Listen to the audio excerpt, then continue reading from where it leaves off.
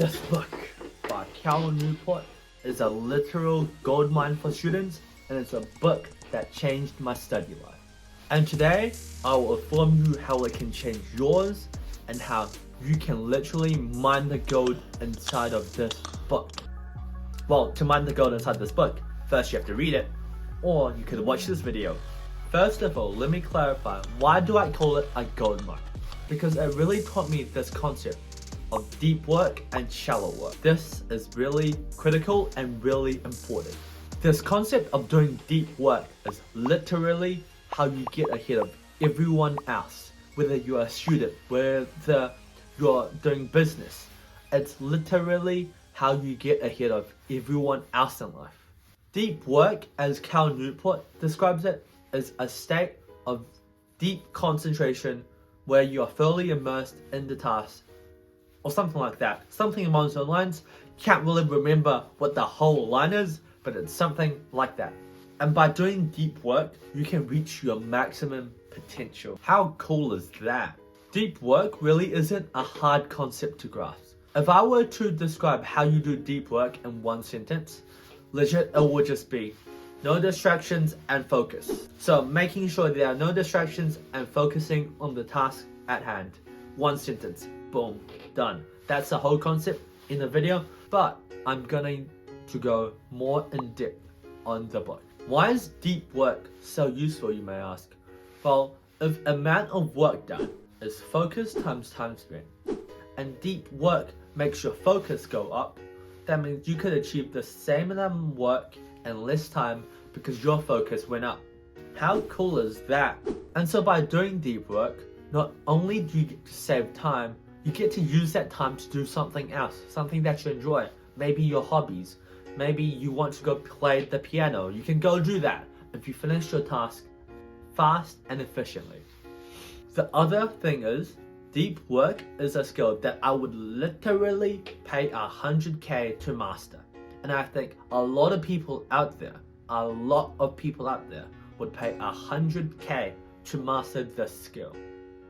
Think about that. It is a rare and valuable skill in today's society. So let's get onto the juicy part of the video. How do you actually do deep work?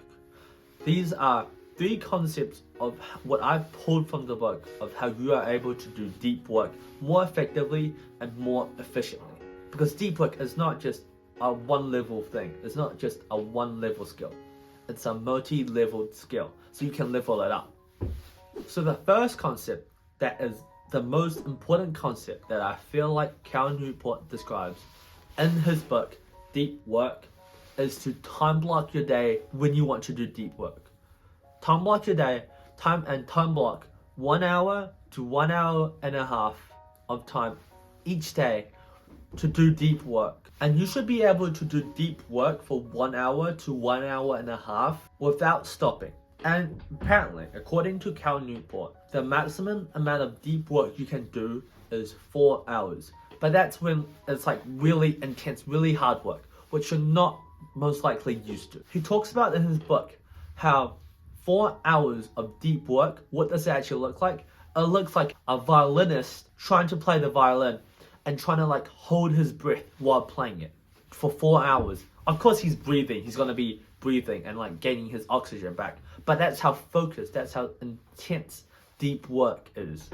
You have to be utterly, and I mean fully focused on the task at hand. The other important thing about time blocking is you have to know exactly what you're doing in your deep work block. You can't just say, I want to go study, I want to go work on my business. Say, what are you going to study? Know exactly the question you are going to be studying for. That's going to make you into that state of deep work, working deeply, faster and more effective. And that's going to make your work so much more effective. Because the reason behind this is, if you think about this, if your mind doesn't have a set task that it knows what it wants to do, well, your mind is just going to wander around. It's just going to be pondering around and thinking, wait, I don't know what I should be doing. Maybe that task over there is more important. Then you switch tasks.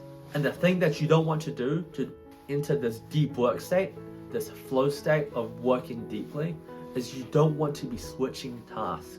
You want to be utterly and literally focused on that one task at hand. And so if you don't have a defined task, then your mind is going to wander and you're going to be jumping from task to task and then back to that same task, which is going to be really annoying, and you're not going to be able to get much work done because your focus is going to drop down by so much, meaning you're going to have to spend more time working on that task. Concept number 2 is to eliminate distractions. Everyone knows that distractions is the biggest, and I mean the biggest, blocker for your ability to do deep work.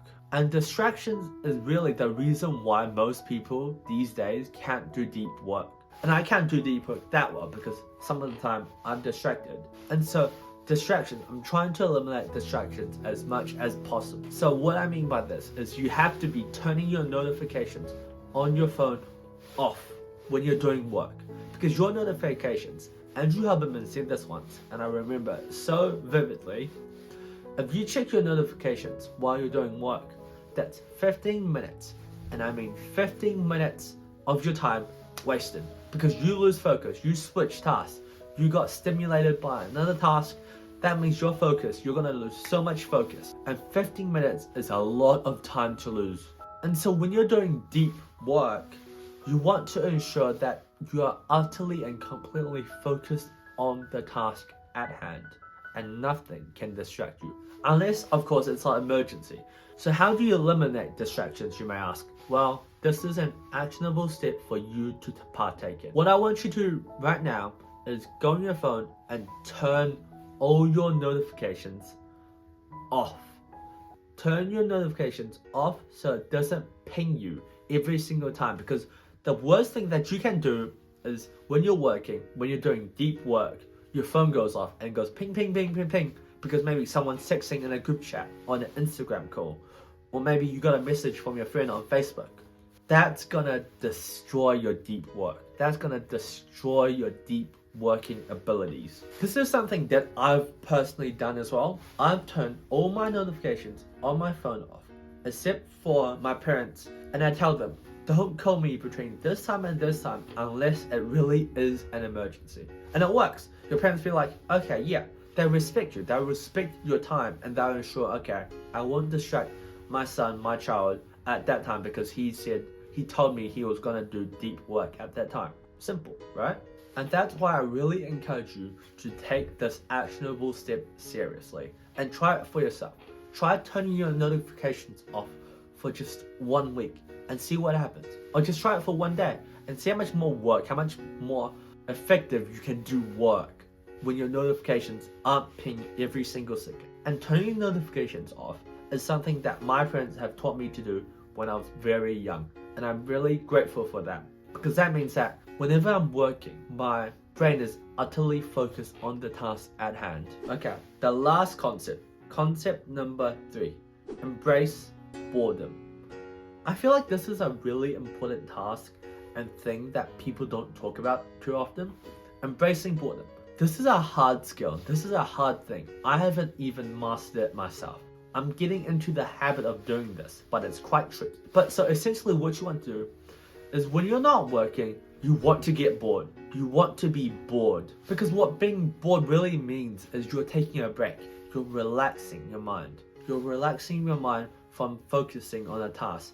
Because if you're not focused, you must be bored, right? And this is also something that Cal Newport says in the book. He says that if you're not working, you should be trying to aim to be bored. Because if you're not being bored, you're just gonna be hyper-stimulated and gonna be focused on another thing. And that's not giving your mind a break. That's not replenishing your skill, your ability to go do deep work for the next block of time. But I really know this is a really hard skill to master. I just want to rant about this a little bit more. Because embracing boredom, you just have to be bored. You just literally just do nothing. That's the most simplest thing you can do to make your deep work blocks more effective. But it's literally one of the most hardest things to do. Because we aren't in this modern era, we aren't used to being bored. The thing that we want to do when we finish working is pick up our phones, go on YouTube, go on Instagram, go on Snapchat, go on Facebook, and scroll on those. And keep our mind running, keep our mind going, because we don't like boredom. we've been trained to think that being bored is a bad thing. But the thing is, being bored isn't really a bad thing. If you think about it, our ancestors were constantly always bored all the time. And that means that they can replenish their energy to go hunting, to go scavenging for food.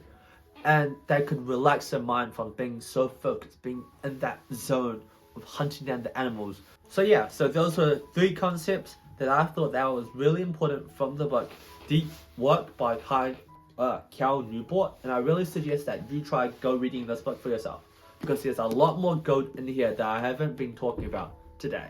But I might cover that in a later video, but I really do suggest you going out and reading this book. And so if you like this video, I think maybe you'll like one of my other videos, maybe that one over there.